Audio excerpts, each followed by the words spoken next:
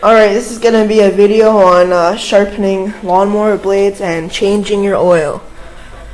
This video is important for your small engine do-it-yourselfers that may not know how to take off a lawnmower blade or change the oil. So I'll show you that today. First, what I'll do is remove the lawnmower blade. To do that, impact wrench and 9/16 or 14 millimeter deep socket. So we'll do that. So this is the 3.5 horse Briggs. This is our home mower, and I'm going to take off the lawnmower blade.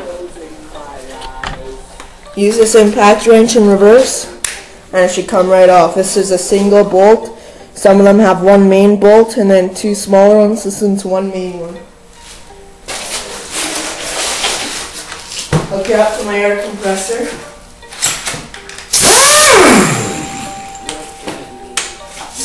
Alright, it's in reverse. Here we go.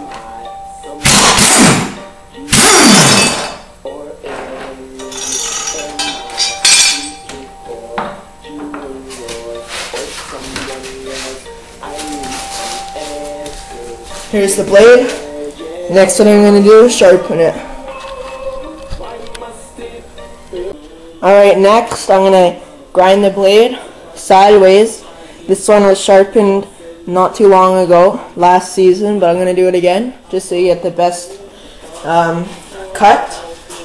You want safety glasses on for this, and gloves to protect your hands from sparks or burns. It's happened to me before. This is a typical angle grinder. You grind on an angle. I'm just going to go like this. And try to make sure you don't have any flammables over there like gas or mainly exposed chemical. So here's side one.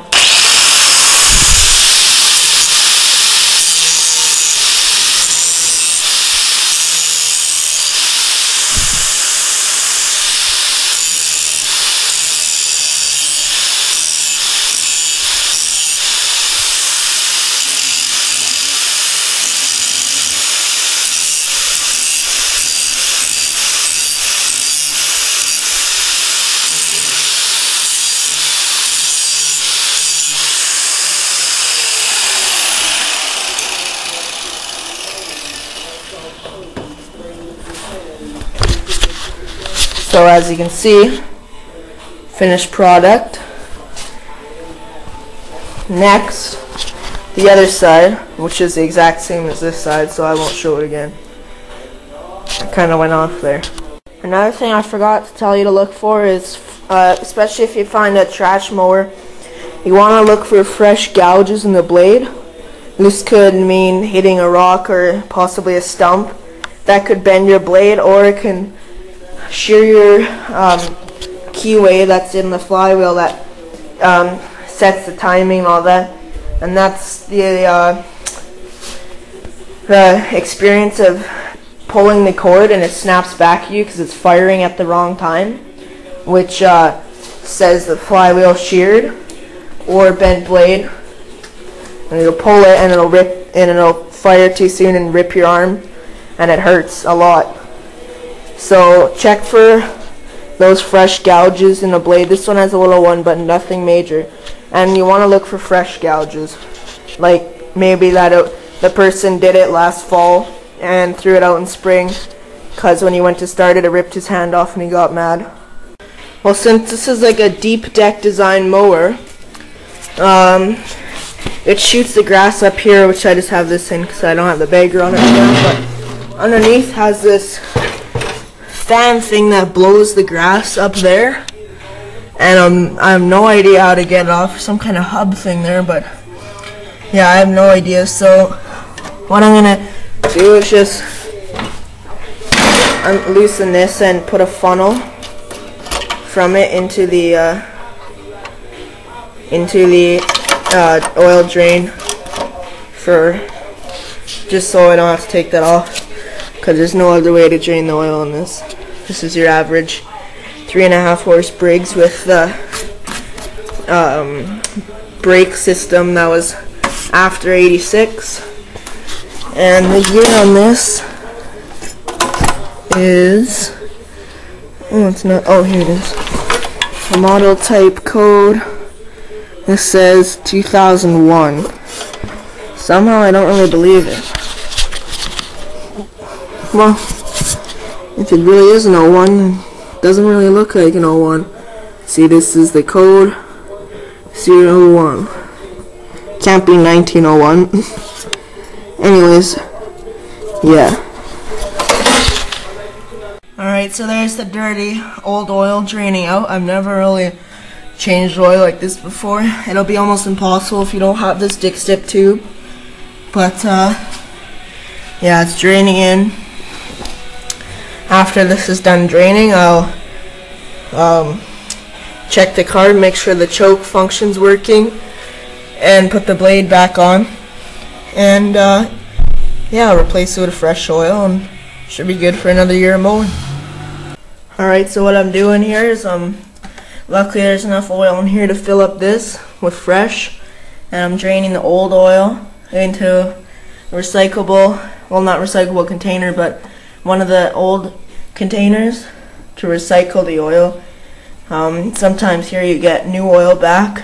Got a quart of 520 once from taking in a couple gallons of used oil, so it's always good to recycle the oil. They can make new oil out of old oil.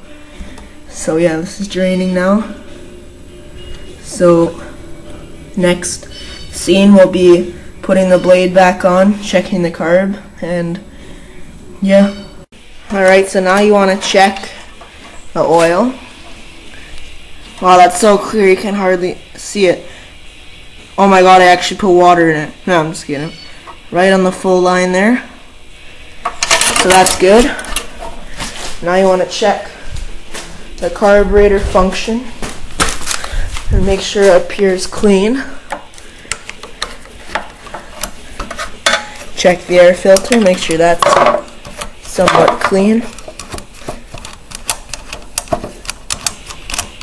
Oil filter looks pretty good. A little dirty. Here's the carb. Governor linkages are good. That's what you want to check for, make sure it springs back. That does, so that's good. Alright, I'm running out of memory, but now I'm going to put the blade back on.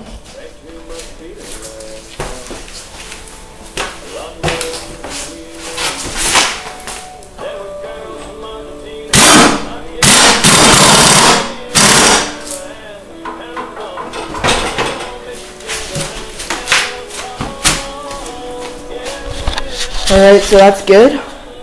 Nice and tight, not too tight though. Alright, some oil ran out of the carb, but it's better than getting sucked up in the air filter. So next, especially on these Briggs in-tank, carb-on tank models, it's sometimes hard to see water if there's water in the gas, and this one doesn't have any, but it is kind of dirty, so I have a paper towel in here. I got needle nose pliers, and I'm just going to go like this around the tank. Soak up the old gas and pull it out once I drain out all the gas, and do this until you have a clean tank with no water in it. So now you have a clean gas tank. You can see the bottom is nice and shiny, and now what you should do is, if you're going to start it without the air cleaner on to see if everything works, put this put your bolt that holds the air cleaner back in, just because there's a hole in the bottom of the carb, and if that's not plugged, then it'll suck too much air. And I just realized I have no fresh gas, so I can't restart it, but what you do, you obviously put your fresh gas in, put the lid on, and if you want, prime it and give it some pulls. Hope you learned something from this video.